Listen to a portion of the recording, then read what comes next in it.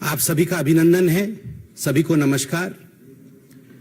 बंगाल में पंचायत चुनाव के नतीजों का गणना चल रहा है और स्वाभाविक रूप से जहां तक बंगाल का स्वभाव है,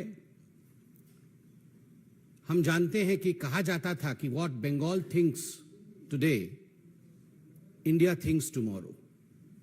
जिस भूमि से कभी वंदे मातरम के शब्द उपजे थे, आज बड़े दुख के साथ कहना पड़ रहा है कि आज उसी भूमि में थैंक्स टू टीएमसी जिस प्रकार की हिंसा हो रही है वो अपने आप में अप्रत्याशित है। इससे पहले कभी इस प्रकार की हिंसा न हमने कभी देखा था, न किसी चुनाव में सुना था।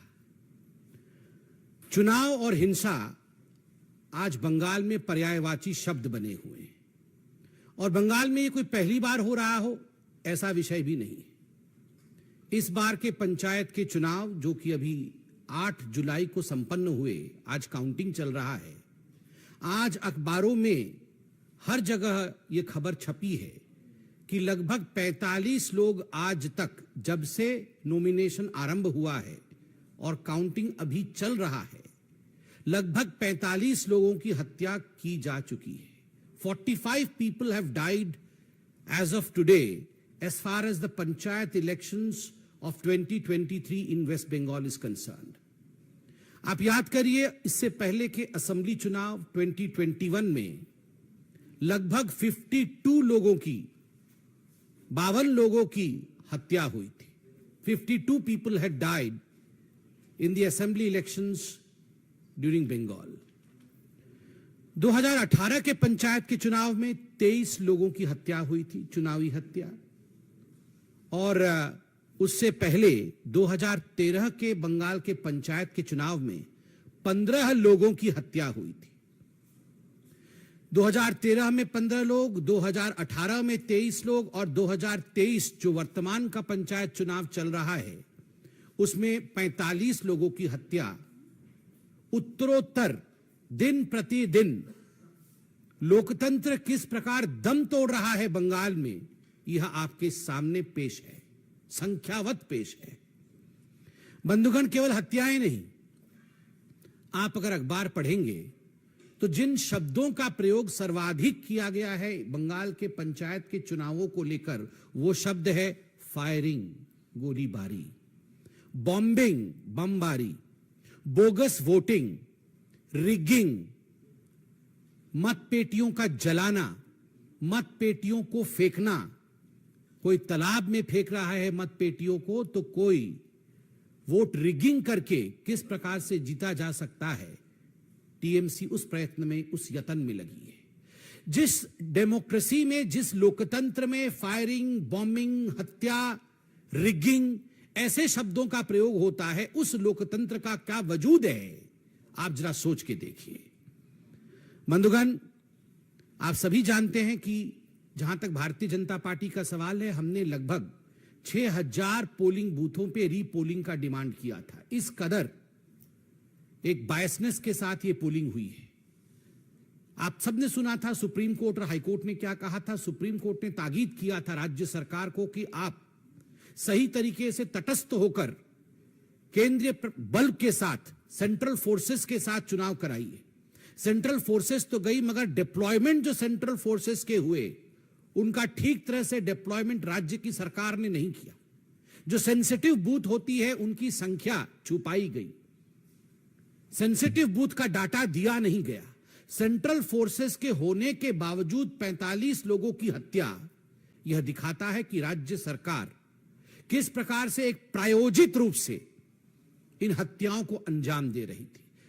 यह एक स्टेट स्पॉन्सर्ड मर्डर है। ये जितने लोग मारे गए हैं यह प्रायोजित है। This is not accidental, this is state sponsored murder of democracy in West Bengal. और केवल राजनीतिक पार्टी ही स्पॉन्सर कर रही है ऐसा नहीं है। इंस्टीट्यूशनलाइजेशन, संस्थागत मर्डर है, अर्थात इसमें पुलिस प्रशासन से लेकर जो डिस्ट्रिक्ट अधिकारी होते हैं और जो प्रशासनिक अधिकारी होते हैं वो सब सम्मिलित हैं। एक तरह से सबके मिली भगत से ये स्टेट स्पॉन्सर्ड इंस्टीट्यूशनलाइज्ड मर्डर आज वेस्ट बंगाल में हो रहा है। आप सोच के देखिए, 21वीं शताब्दी में भारतवर्ष बैठा हुआ है। मैं भी सोशल मीडिया में हूं, आप भी सोशल मीडिया में हैं। आजकल कुछ छुपता नहीं है। जब हम सोशल मीडिया और फेसबुक पे देखते हैं एक के ऊपर एक लद करके डेड बॉडियों को ट्रक से या बस से उतारा जा रहा है और स्ट्रेचर्स में डाला जा रहा है, किसी के हाथ मुड़े हुए हैं, किसी के पांव मुड़े हुए हैं, और ये किसी एक्सीडेंट का सीन नहीं है, ये कोई दुर्घटना का दृश्य नहीं है, ये मर्डर है, ब्लेटेंट मर्डर। दिन दहाड़े हत्या की गई है केवल इसलिए क्योंकि आप टीएमसी को वोट नहीं कर रहे।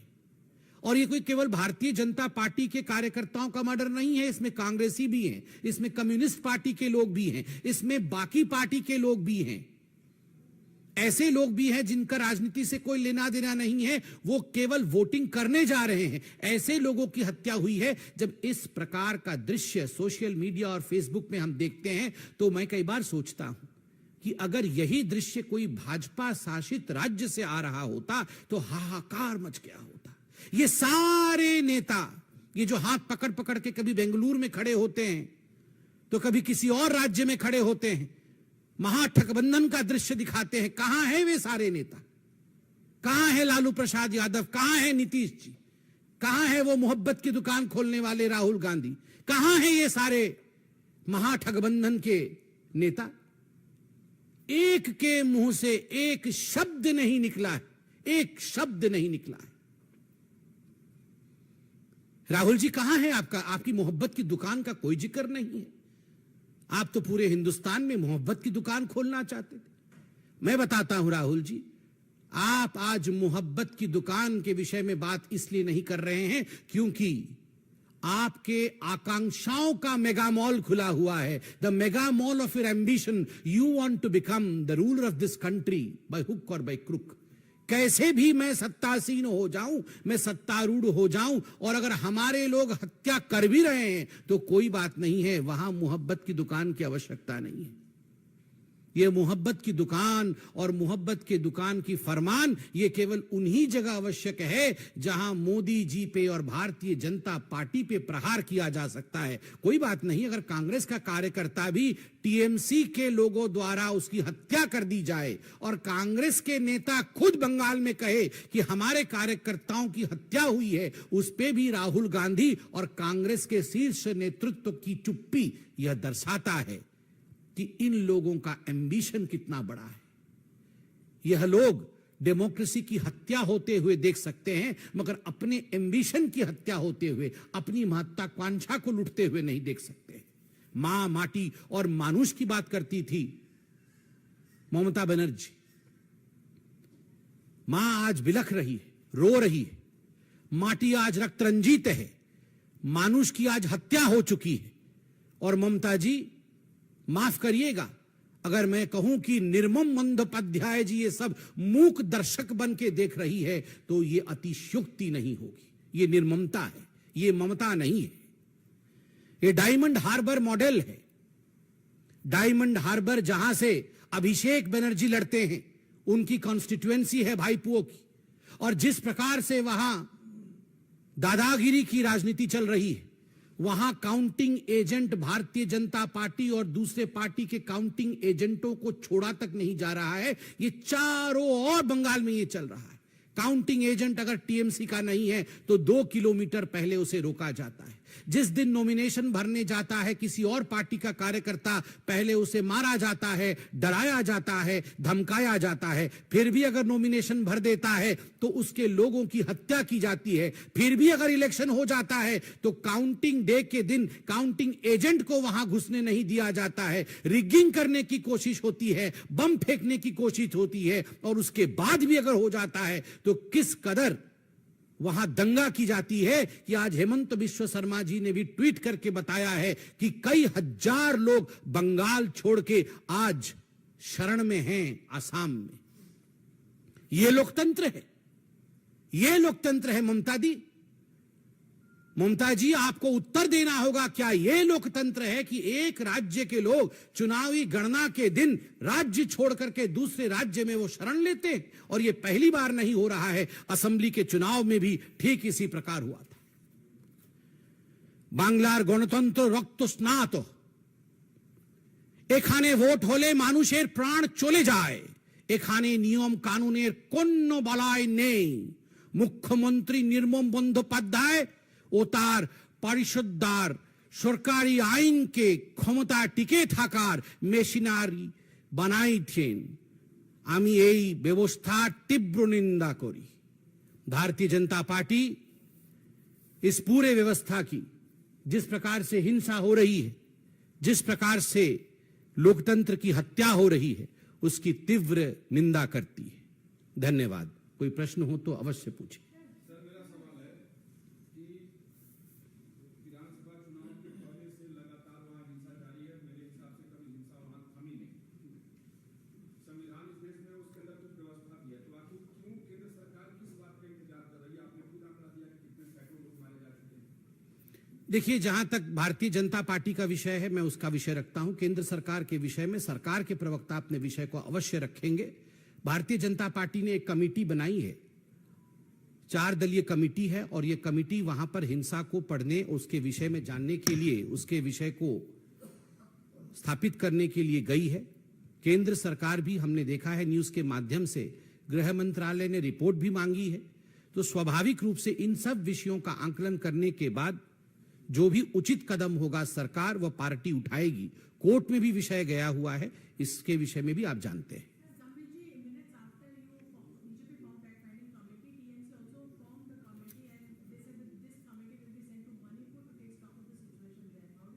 So the answer of the Bengal government is whataboutery. वहां भी हुआ है तो यहां भी होगा, क्या ये उत्तर है? 52 लोगों का मर जाना असेंबली इलेक्शन में, 45 लोगों की मृत्यु पंचायत के इस बार के चुनाव में। शर्म से जहां हम सबको सर झुका लेना चाहिए, वहां वॉटअबाउटरी हो रही है कि वहां भी हुआ था तो क्या हो गया, यहां भी होगा। मुझे लगता है ये बहुत शर्मनाक स्टेटमेंट है बंगाल के टीएमसी पार्टी द्वारा। उनको क्षमा मांगनी चाहिए। Yes ma'am.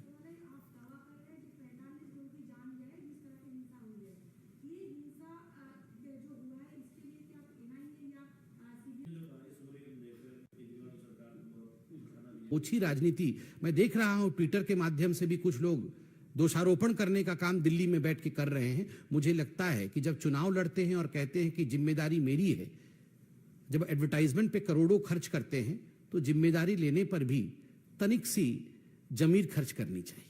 थोड़ा सा, करोड़ों खर्च जब एडवर्टाइजमेंट में है तो थोड़ा सा खर्च जमीर पे भी होना चाहिए।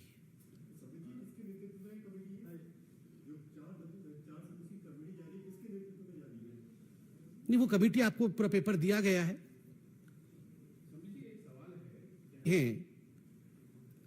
गहलोत जी की सरकार में राजस्थान में उन्होंने मां सीता के लिए और भगवान राम के लिए किया है, ये अपने आप में बहुत चिंताजनक विषय है। मैं तो उन शब्दों का दोबारा यहां प्रयोग नहीं कर सकता हूं, बहुत ही निंदनीय शब्द है। मगर ये कांग्रेस के लिए कोई नई बात नहीं।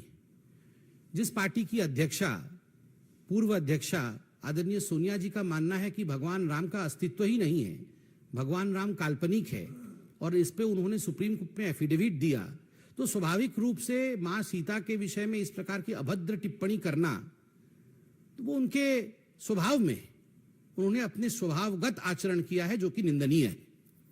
धन्यवाद।